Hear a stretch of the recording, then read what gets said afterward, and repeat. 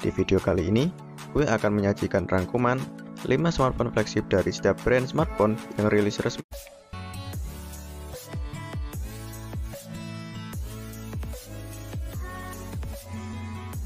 1. Oppo Find X2 Pro. Dirilis di bulan Maret 2020 ini, Oppo Find X2 Pro merupakan produk terbaik dari Oppo hingga saat ini. Dibekali prosesor terbaru dari Qualcomm, yaitu Snapdragon 865, yang dibangun dengan fabrikasi sampai 590 ribuan.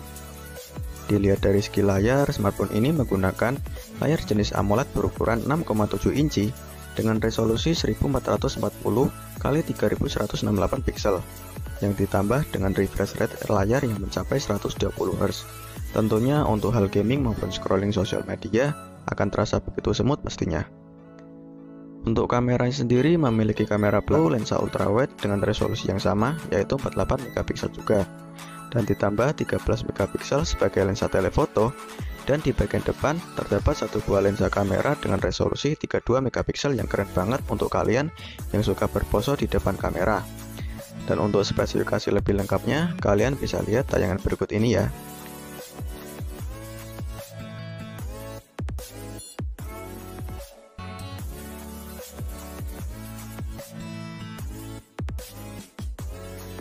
Dua, Realme X3 Super Zoom. Yang kedua ada produk dari Realme yang jika dilihat dari namanya saja sudah dapat dipastikan bahwa kamera menjadi kekuatan yang ditonjolkan di produk ini.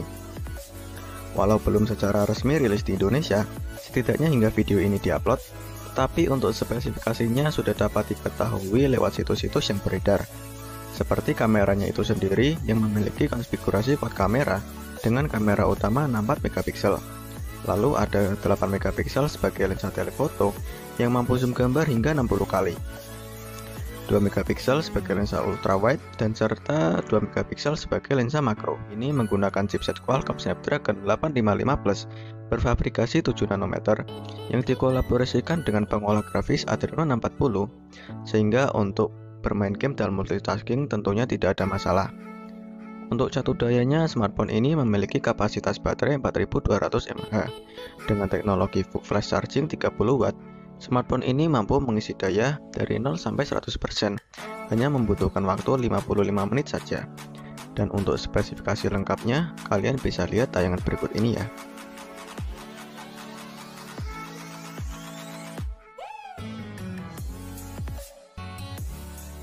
Tiga, Xiaomi Mi 10 Pro 5G.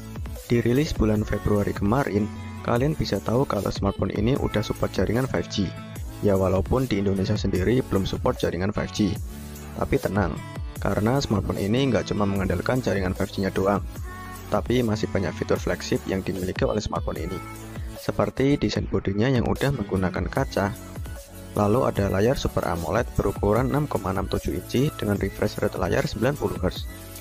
Chipsetnya sendiri menggunakan chipset dari Qualcomm, yaitu Snapdragon 865 yang berfabrikasi 7 nanometer plus yang dipadu-padankan dengan kartu grafis Adreno 650 yang mampu menghasilkan skor Antutu mencapai 590 ribuan megapiksel dan 8 megapiksel serta 20 megapiksel sebagai lensa ultrawide yang mampu rekam video 4K di 60 fps serta kamera depan dengan resolusi 20 megapiksel.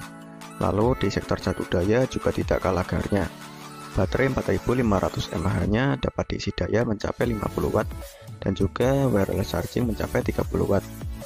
Dan untuk spesifikasi lengkapnya, kalian bisa lihat tayangan berikut ini ya.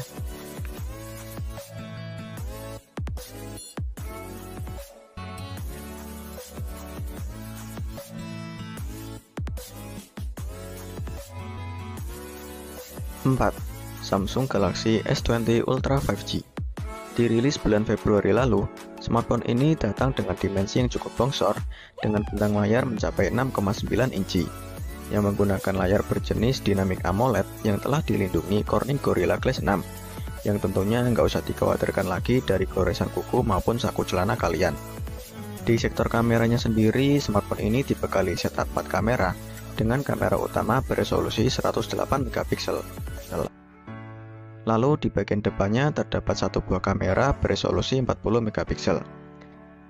Di bagian dapur pacunya sendiri, Samsung S20 Ultra ini dibekali chipset buatan Samsung itu sendiri, yaitu Exynos 990 7 nanometer yang diolah dengan kartu grafis Mali G77 yang mampu menghasilkan skor Antutu mencapai 514 ribuan.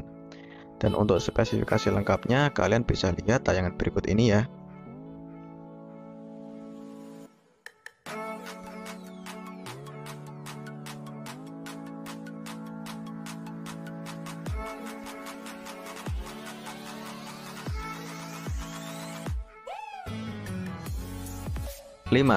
Huawei P40 Pro.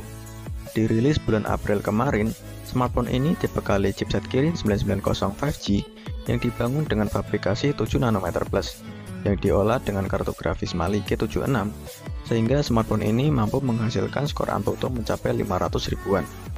Untuk layarnya sendiri menggunakan layar berjenis OLED yang berukuran 6,58 inci dengan resolusi 1200 x 2640 pixel yang memiliki refresh rate layar 90 Hz. Lalu di bagian kameranya itu sendiri, smartphone ini memiliki konfigurasi mat kamera dengan resolusi 50 lensa telefoto dan lensa TOV 3D sebagai lensa bokeh. Dengan fitur laser optik dari Huawei, tentu untuk kualitas dan hasil dari kamera, smartphone ini masih menjadi yang terbaik menurut gue ya guys. Di bagian depannya terdapat satu kamera dengan resolusi 32 megapiksel yang tak kalah keren dari kamera belakangnya. Dan untuk spesifikasi lengkapnya, kalian bisa lihat tayangan berikut ini ya.